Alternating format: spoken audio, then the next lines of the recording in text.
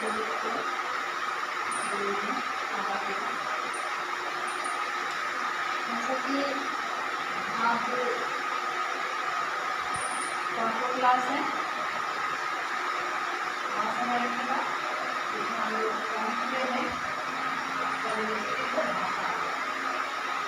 हमें तो देखिए परिनिष्ठित भाषा और अंत की ओर हम लोग अग्रसर हैं। इस चैप्टर को समाप्ति की तरफ बढ़ रहे हैं। तो परिनिष्ठित भाषा क्या है? तो यह भाषा घनबोली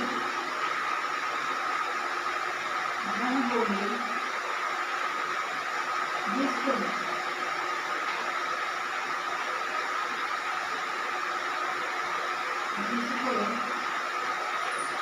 व्याकरण के द्वारा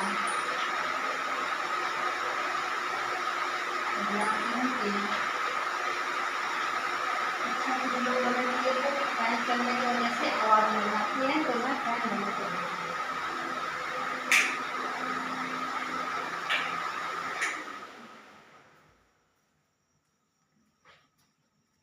आवाज़ जाएगी क्लियर, मैंने फैन को बंद कर दिया। तो जिसको व्याकरण के द्वारा परिष्कृत किया गया, क्या किया गया हो? परिष्कृत किया गया हो,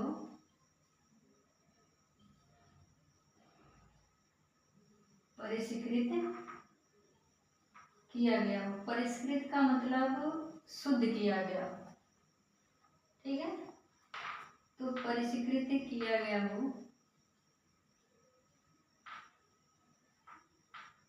परिनिष्ठित भाषा कहलाता है।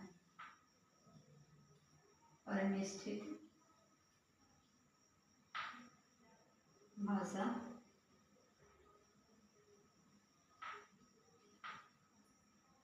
कहलाता है। जो हिंदी भाषा है वो भी एक क्या है? परिनिष्ठित भाषा है। हिंदी क्या है?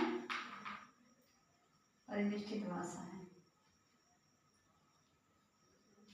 परिनिष्ठित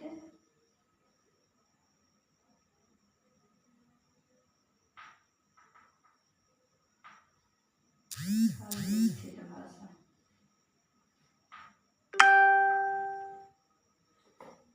आवाज जाएगी क्लियर। परिनिष्ठित भाषा है। आगे हम लोग देखेंगे राजभाषा या राष्ट्रभाषा। राजभाषा या अंत की ओर हम लोग पहुंच चुके हैं। राजभाषा या राष्ट्रभाषा। राष्ट्रभाषा तो ऐसी भाषा, तो राजभाषा जो है, राष्ट्रभाषा और राजभाषा, तो किसी भी देश में जो राजभाषा होती है वो एक परिनिष्ठित भाषा ही होती है। अर्थात वो बोलियों को परिष्कृत करते करते वो चले जाते हैं, तो वो एक परिनिष्ठित भाषा ही राजभाषा कहलाती है। और राजभाषा जब बहुत संख्यक लोगों के द्वारा अनुकरण कर लिया जाता है और ज़्यादा से ज़्यादा लोग जिस भाषा का प्रयोग करने लगते हैं तो वो राजभाषा, और विस्तृत क्षेत्र में पूरे देश में जब वो भाषा फैल जाती है तो वो राष्ट्रभाषा का दर्जा पा लेती है। तो राजभाषा, राष्ट्रभाषा जब दर्जा पा लेती है विस्तृत एरिया में, उसको राजभाषा का स्थान पा लेती है। ऐसे में सभी सीमाओं को लांघ कर जब क्षेत्र बड़ा हो जाता है, पूरे देश में एक भाषा का यूज किया जाने लगता है, तो वो राष्ट्रभाषा का दर्जा ले लेती है। तो आगे है कि हिंदी जो है वो राजभाषा है या राष्ट्रभाषा। ये कुछ लोग गलतियों से इसको राष्ट्रभाषा कह लेते हैं। हिंदी राजभाषा को, हिंदी को कोई कोई नेता लोग इसको क्या कह देते हैं, राजभाषा कह देते हैं। लेकिन ये राजभाषा है, राष्ट्रभाषा नहीं है, नेशनल लैंग्वेज नहीं है, ये ऑफिशियल लैंग्वेज है। क्या है ये? हिंदी हमारी जो है, हिंदी राजभाषा है। क्या है? राजभाषा है, ना कि राष्ट्रभाषा। राष्ट्रभाषा, कुछ नेता लोग भ्रम में हो जाते हैं कि ये ऑफिशियल लैंग्वेज है या नेशनल लैंग्वेज है, लेकिन ये ऑफिशियल लैंग्वेज है। कौन सी लैंग्वेज है? ऑफिशियल लैंग्वेज, ना कि नेशनल लैंग्वेज।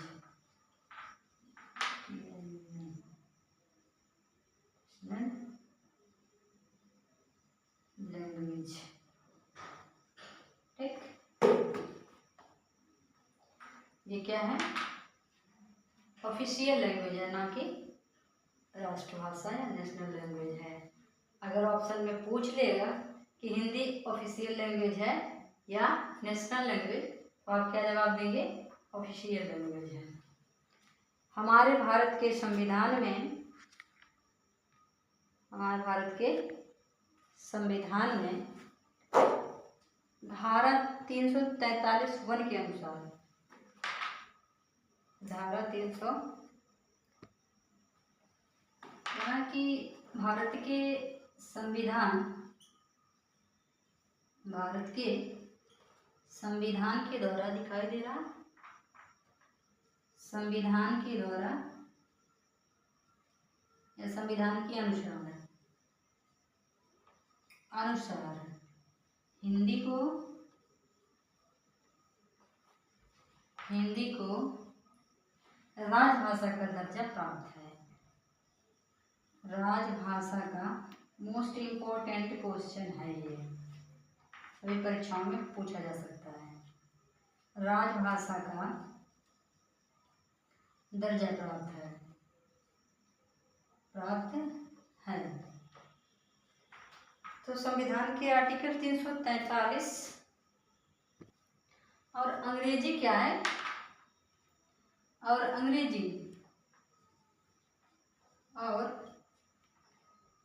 अंग्रेजी इसकी सहायक भाषा है। अंग्रेजी सहायक भाषा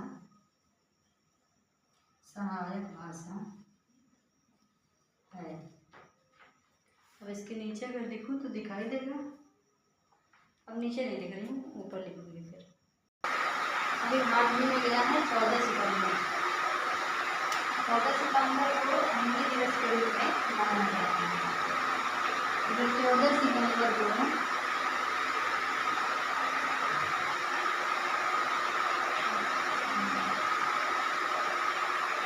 14 सितंबर को हिंदी दिवस के रूप में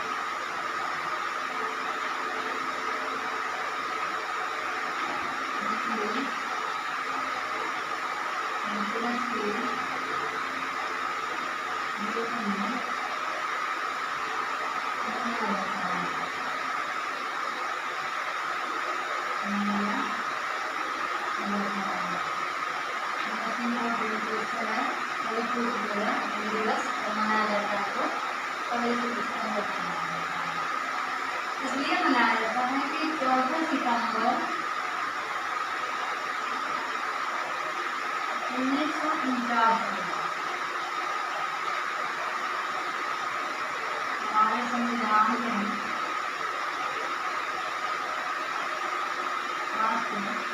संविधान में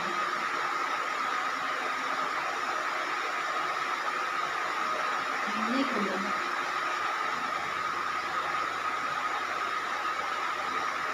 राजभाषा के रूप में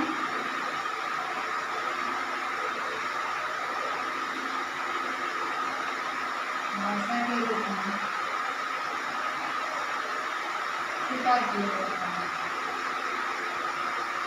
स्वीकार किया जाता है।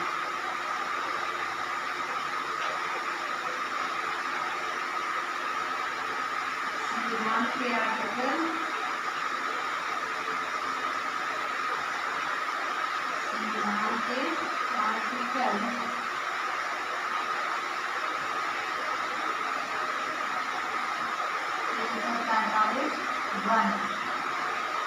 1 के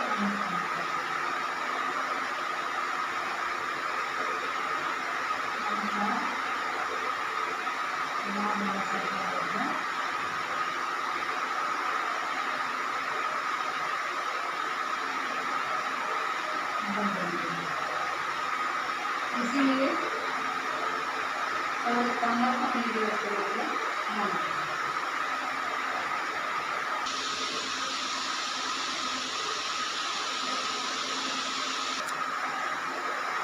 संस्कृत हमारे देश के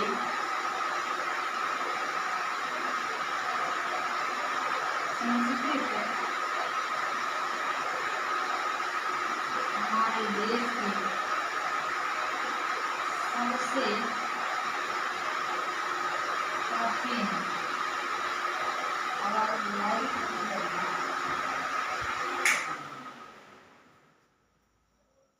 सबसे प्राचीन भाषा है।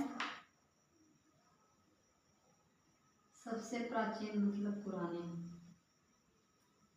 सबसे प्राचीन भाषा है।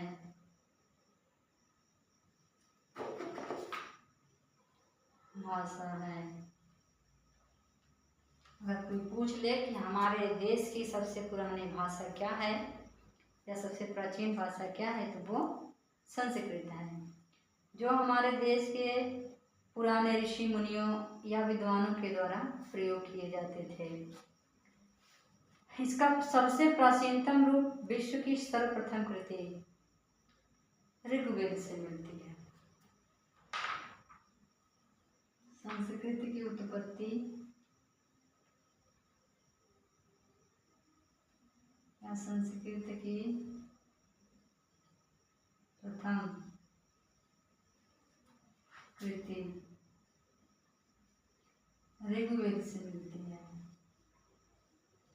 ऋग्वेद से मिलती है।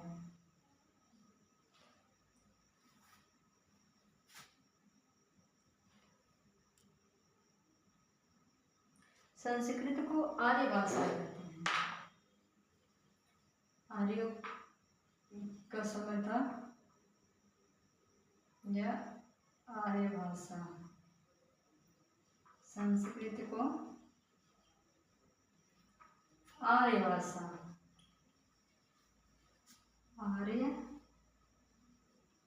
भाषा या देव भाषा, देवताओं की भाषा बोलते हैं, देव भाषा। ठीक, देव भाषा कहते हैं। ये संस्कृत क्या है? आर्य भाषा है या देव भाषा है। और हिंदी जो है इसकी उत्तराधिकारी है। हिंदी संस्कृत की, हिंदी संस्कृत की उत्तराधिकारी है। संस्कृत की उत्तराधिकारी है।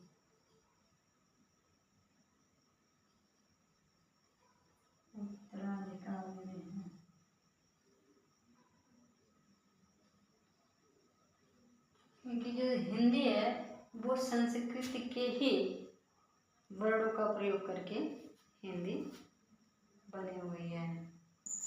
हिंदी का आविर्भाव या हिंदी का उत्पत्ति या विकास, हिंदी का विकास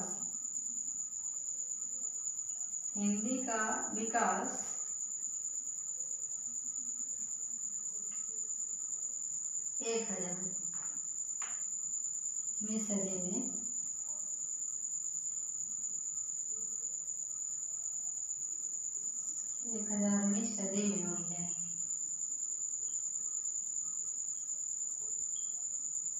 हुई है। एक क्वेश्चन बनता है, दिखाई दे रहा है, नीचे दिखाई नहीं दे रहा। एक क्वेश्चन बनता है कि हिंदी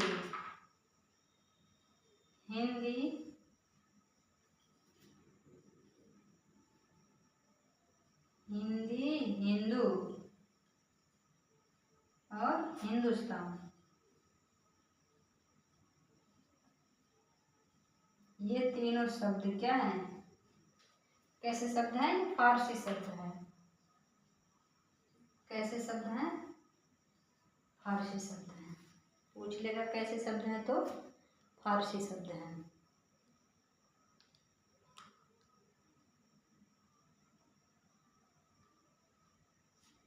हिंदी को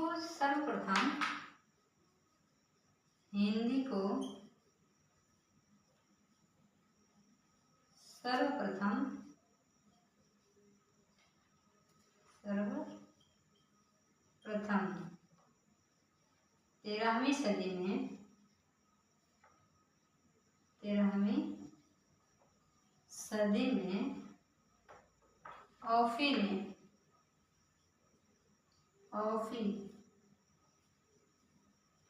ऑफी ने हिंदवी शब्द कहा था। क्या कहा था? हिंदवी शब्द का प्रयोग किया था। हिंदी के लिए हिंदी को सर्वप्रथम 13वीं सदी में ऑफी ने हिंदवी शब्द का प्रयोग